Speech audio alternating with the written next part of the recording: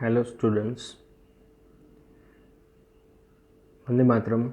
Welcome to all of you within the session number 6 of chapter number 2, Sexual Reproduction within the Flowering Plants. Up to the last lecture, हम लोगों ने gametogenesis मतलब formation of gametes complete कर लिए. Male gametes बना लिया था as well as female gametes. तो प्री फर्टिलाइजेशन इवेंट का पहला पार्ट हमने कंप्लीट कर लिया, गैमेटोजेनेसिस. अब दूसरा पार्ट हमें कंप्लीट करना है उन्हीं गैमेट का ट्रांसफ़र. पर गैमेट ट्रांसफ़र करने के लिए आपको पता है किसी ना किसी के पास मोटिलिटी नाम का कैरेक्टर होना चाहिए. सो उसके लिए हमें एक पॉइंट डिस्कस करना है, pollination. Okay, so male and female gametes in flowering plants are produced in the pollen grain and embryo sac. Pollen grain में male gamete and embryo sac में female gametes. पर दोनों के दोनों gametes flowering plants के लिए कैसे होते हैं?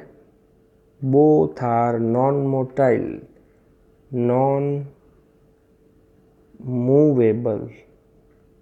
अपने आप से वो मूव नहीं हो सकती क्योंकि दोनों में से किसी के पास फ्लैजेला या तो सीलिया जैसा कोई स्ट्रक्चर नहीं है. पर अगर उनको फर्टिलाइजेशन करना हो तो compulsory they have to be brought together for fertilisation to occurs. भले नॉन मूवेबल है, भले नॉन मोटाइल है, पर कंपल्सरी पोलन ग्रेन का मेल गेमेट, एम्ब्रियो सेक का फीमेल गेमेट, दोनों को एक दूसरे के नज़दीक तो आना ही है, तभी जाके फर्टिलाइजेशन हो पाएगा. सो ये ऑब्जेक्टिव को अचीव करने के लिए हमारे पास कौन सा मैकेनिज्म अवेलेबल है? Pollination. So pollination is the mechanism to achieve this objective. अब सिंपल लैंग्वेज में आप लोगों को डेफिनेशन पता है पोलिनेशन का. पोलिनेशन का मतलब है transfer of pollen grain, transfer of pollen grain which are shed, remove from anther. Anther से निकला हुआ पोलन ग्रेन कहाँ पे जाके बैठता है? To the stigma of pistil is known as a pollination. Listen now, जितने भी फ्लावरिंग प्लांट्स हैं, एंजियोस्पर्मिक प्लांट्स है, they have evolved an amazing arrangement of adaptation to achieve pollination. जैसे आपको पता है कि भाई फ्लावर का सेंट ले लो, नेक्टर ले लो, पेटल्स का कलर ले लो, फ्लावर का स्पेशल टाइप्स का अरेंजमेंट आप ले लो. सो ये सभी क्यों क्रिएट होते हैं? ताकि उनके साथ पोलिनेशन हो सके. So they make use of some external agent. और कहीं ना कहीं ये जितने भी कैरेक्टर्स हैं ना, वो एक्सटर्नल एजेंट को अट्रैक्ट करने के लिए ही होते हैं. So they make use of external agent to achieve the pollination. So ये था brief introduction about the pollination. अब हमें डिस्कस कर pollination के types. So next one is the kinds of pollination, or we can say that types of pollination.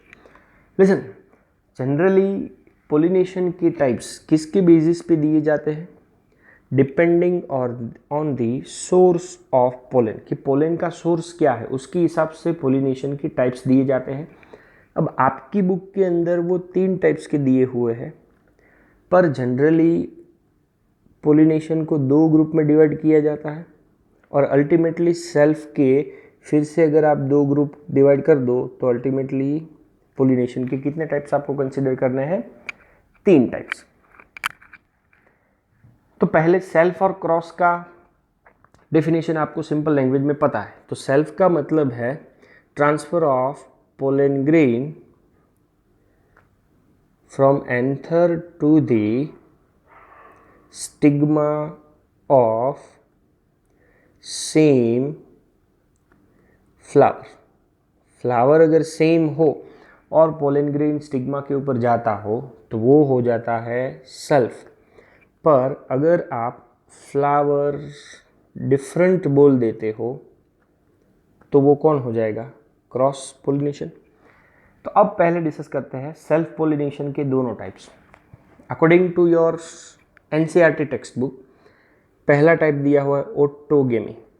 So in this type pollination is achieved within the same flower. आगे आपको समझ में। तो autogamy खाली किस में possible है? Bisexual और we can say that hermaphrodite flower. ऐसा फ्लावर जिसके अंदर मेल रिप्रोडक्टिव ऑर्गन भी हो और फीमेल रिप्रोडक्टिव ऑर्गन भी हो, ऐसे फ्लावर के अंदर ही ऑटोगेमी पॉसिबल है। क्यों? तो डेफिनेशन नीचे लिखा हुआ है, transfer of pollen grain from anther to the stigma of same flower. तो ये आपको डायग्राम दिख रहा है सेल्फ पोलिनेटेड फ्लावर का। और ये पोर्शन अभी आप खाली देखो तो इतना सा पार्ट अगर आप ध्यान से देखोगे तो उसमें फ्लावर वो ही है और एक ही फ्लावर की पोलन ग्रेन एक ही फ्लावर के स्टिग्मा के ऊपर जा रही है, तो वो सेल्फ पोलिनेशन है। और वो कौन सा टाइप है? ऑटोगेमी। नाउ जितने भी नॉर्मल फ्लावर होते हैं जो ओपन होते हैं, पहले फ्लावर बर्ड स्टेज में आता है, बर्ड स्टेज से फ्लावर ओपनिंग स्टेज में आता है। जो एक्सपोज करते हो, खुला रखते हो अपने एंथर और स्टिग्मा को, वो कंप्लीट ऑटोगेमी कभी कभार कर सकते हैं। क्योंकि अगर आपने एंथर खुला रखा है तो पोलन ग्रेन किसी भी स्टिग्मा के ऊपर जा सकता है, या तो स्टिग्मा खुला रखा है तो किसी की भी पोलन ग्रेन आपके स्टिग्मा के ऊपर आ सकती है। सो ऑटोगेमी अगर कंपलसरी करना हो तो autogamy in such flowers are require synchrony. Synchrony का मतलब होगा ग्रो एट अ टाइम। किसके किसके बीच में ग्रोथ एट अ टाइम होना चाहिए? पोलन का रिलीज और स्टिग्मा की रिसेप्टिविटी। अब पोलन का रिलीज और स्टिग्मा की रिसेप्टिविटी अगर एक ही साथ होगी तभी जाकर के दोनों के बीच में पोलिनेशन होना पॉसिबल हो पाएगा। एंड दूसरी पॉसिबिलिटी क्या होनी चाहिए? Anther and stigma should lie located close to each other so that self pollination can occur. तो दो रिक्वायरमेंट आपको मैंने बताई। पहला, दोनों का डेवलपमेंट एट अ टाइम होना चाहिए, और दूसरा, दोनों एक दूसरे से बहुत ही नज़दीक होने चाहिए। लिसन, ऑटोगेमस फ्लावर के अंदर कभी कभार स्टिग्मा एंड एंथर जो है are ripe at a time. मैंने पहले ही बताया राइप एट अ टाइम का मतलब है grow at a time for self pollination. क्योंकि कभी कभार क्या होता है कि भाई पोलन ग्रेन चलो रिलीज हो गई, स्टिग्मा रिसेप्टिव नहीं बना, या स्टिग्मा रिसेप्टिव बन गया है, पोलन ग्रेन शायद रिलीज नहीं हुई है, तो सेल्फ पोलिनेशन में प्रॉब्लम क्रिएट हो सकती है। पर दोनों अगर एट अ टाइम ग्रो होंगे कोई प्रॉब्लम क्रिएट नहीं हो। Now several members of Apiaceae, Lamiaceae and Cactaceae. Listen, ये तीनों प्लांट की फैमिली के नाम है। तो ये फैमिली के मेंबर के कैरेक्टर्स अगर आप देखो, then there are the visible bending of movement in the style which place the stigma close to the anther। अब स्टाइल को आप थोड़ा सा अगर बेंड कर दो तो वो एंथर के नज़दीक आ जाएगा, और जितना स्टिग्मा और एंथर नज़दीक होंगे उतना सेल्फ पोलिनेशन होने के चांसेस बढ़ जाते हैं। नाउ थोड़े से एग्जांपल्स दिए हुए हैं ऑटोगेमी के लिए। Some plants such as viola, जिसको पेंसी के नाम से जाना जाता है, ऑक्जेलिस एंड कोमेलिना। इन सभी के अंदर दो अलग अलग टाइप के फ्लावर्स होते हैं। दो अलग अलग टाइप के फ्लावर्स में पहले फ्लावर का नाम है चास्मोगेमस फ्लावर। लिसन, अब ये चास्मोगेमस फ्लावर का कैरेक्टर क्या है? Which are similar to flowers of other species, दूसरी स्पीसीज के फ्लावर के जैसे ही होते हैं, with exposed anther and stigma, जो अपने एंथर और स्टिग्मा को एक्सपोज करते हैं। दूसरे कैरेक्टरिस्टिक्स, साइज में थोड़े से लार्ज होंगे। कहाँ पे ग्रो होते हैं? Are born on aerial branches, bright in colour and they are more attractive. तो ये मैंने आपको बताया चास्मोगेमस फ्लावर का कैरेक्टर। फ्लावर नंबर 2, और वो फ्लावर का नाम है लिस्टोगेमस फ्लावर। लेकिन ये फ्लावर का कैरेक्टर क्या है? They do not open at all, तो वो कौन से स्टेज में रहेंगे? खाली बर्ड स्टेज में ही रहेंगे। तो ऐसे फ्लावर के अंदर एंथर और स्टिग्मा एक दूसरे से बहुत ही नज़दीक होते हैं, क्लोज होते हैं। ऐसे फ्लावर के दूसरे कैरेक्टरिस्टिक्स अगर आप देखो, so this type of flower are smaller in size, in और नॉन कॉन्स्पिक्यूअस मतलब नॉन नोटिसेबल होते हैं, and they are generally produced on underground roots, और we can say that lower portion of plants. तो ये दोनों फ्लावर मैंने आपको बताए, एक था चास्मोगेमस, दूसरा था लिस्टोगेमस। तो ऑटोगेमी होने के चांसेस सबसे ज़्यादा किस में दिखेंगे आपको? लिस्टोगेमस फ्लावर में, ना कि चास्मोगेमस flower.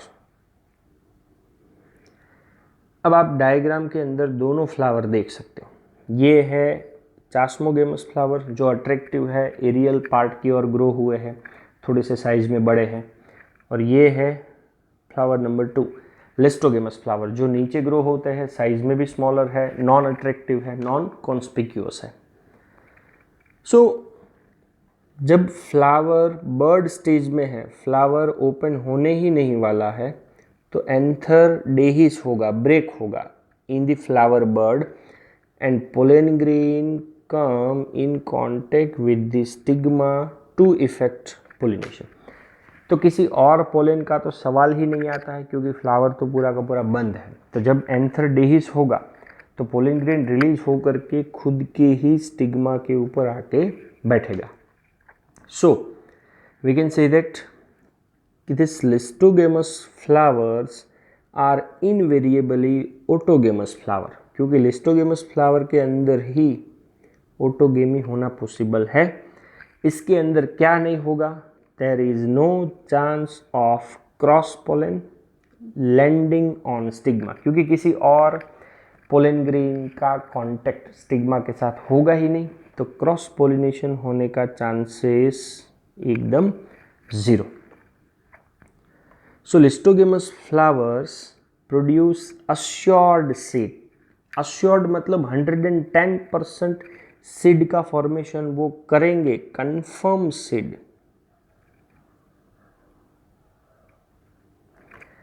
Even in the absence of pollinators. Listen, उनके लिए कोई पोलिनेटर की ज़रूरत नहीं है।